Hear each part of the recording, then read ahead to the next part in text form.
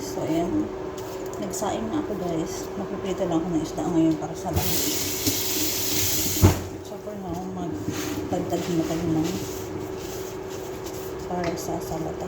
Meron lang tayong kyar, tomato, pas, at meron din burgol. Nilagay ko lang siya sa hot water.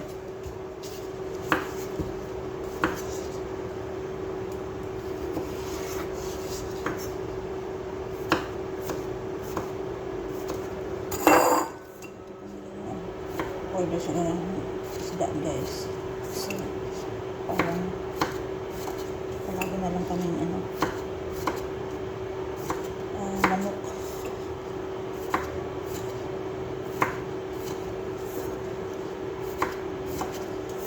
Tagtag na ako guys ha. So yun guys, mag-start na po kay para makasaya ko luto kay kasi magmata ang batang gamay. So, naka yung mushroom nila guys. Meron siya ang akong para sa shoulder. Gisa ko lang first ang mga luyas, tapos mushroom, tapos lagyan ko siya ng spices. At tapos lagyan ng tubig.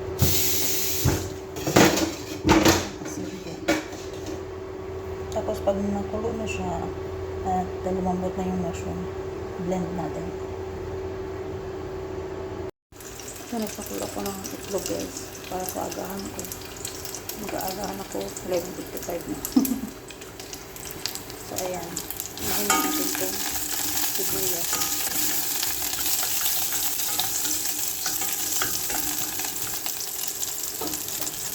So, napahit na rin ako ng mantika para sa fresh. Ito na yung isda guys. Kagabi ko pa ito kami narinig.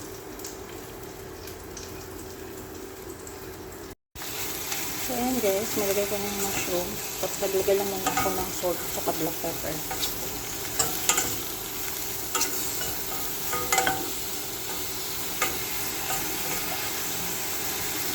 Ayan, ito siyang change color. Kapag ito siya lagyan ng tubig. Ayan guys, okay na siya. Lagyan ko ng tubig.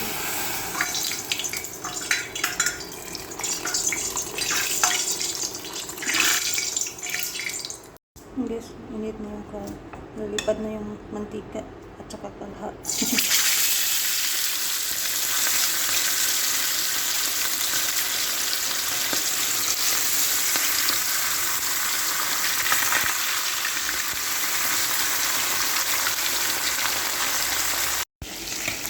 Ayan guys, nakadalawang set na ako ng isda na puso.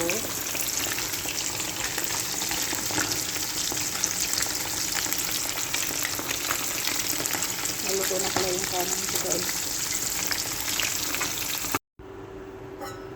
Ayan guys, na-blend ko na yung mushroom.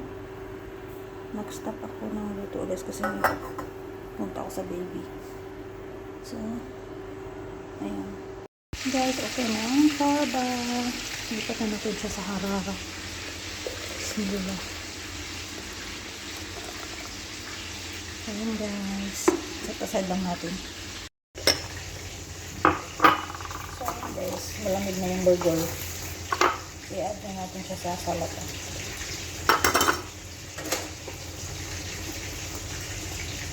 Mix lang natin siya.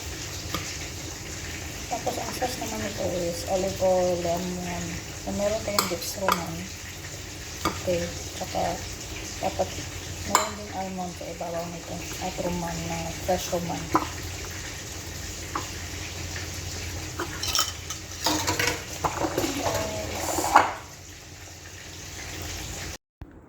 So, ayan na guys. Ayan na isda. So, setasan na lang natin kasi hindi pa sila nasabi mag-prepare na ng lunch. So, ayan.